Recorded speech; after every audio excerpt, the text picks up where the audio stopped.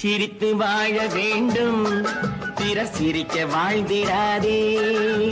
சிரித்து வாழ வேண்டும், பிறர் சிரிக்க வாழ்ந்திடாதே. உழைத்து வாழ வேண்டும், பிறர் உழைப்பில் வாழ்ந்திடாதே. உழைத்து வாழ வேண்டும், பிறர் உழைப்பில் வாழ்ந்திடாதே. தண்ணீர் டிவி பார்வையாளர்களுக்கு வணக்கம். முக்கியமான 2 வசனங்கள். அந்த 2 வசனங்களையும் பேசக்கூடிய தகுதி ஒருவருக்கு மட்டுமே உண்டு. யார் அவர்? புரட்சித் தலைவர் பொன்மனச்செம்மல் எம்ஜிஆர் அவர்கள்.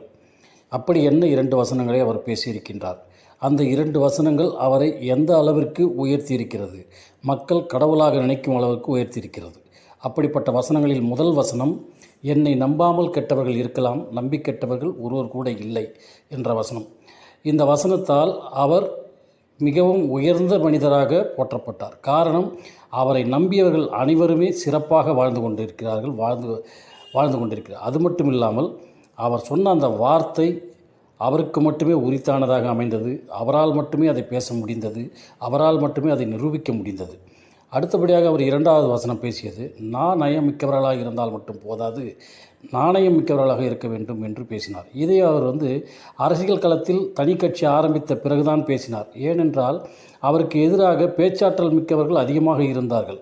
அவர்களையெல்லாம் மீறி இவர் ஆட்சியை பிடிக்க வேண்டுமென்றால் அவர்களை தாண்டி பேச வேண்டும். அதனால் அவர்கள் பேசுகின்றவர்கள் மிகவும் சிறப்பானவர்களாக பேச்சாளராக இருந்தாலும் இவரது பகுதியிலே மிகவும் குறைவான பேச்சாளராக இருந்தார்கள்.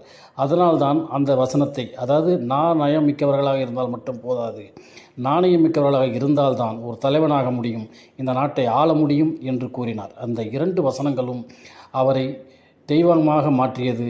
இன்று தமிழக மக்கள் அனைவரும் அவரை போற்றி புகழ்கிறார்கள் என்றால் அந்த 2 வசனங்கள் தான் முக்கியமாக அமைந்தது என்று கூறுவதில் எந்த விதமான தவறும் இல்லை. வாழ்க எம்ஜிஆர், வாழ்க அவர் புகழ்.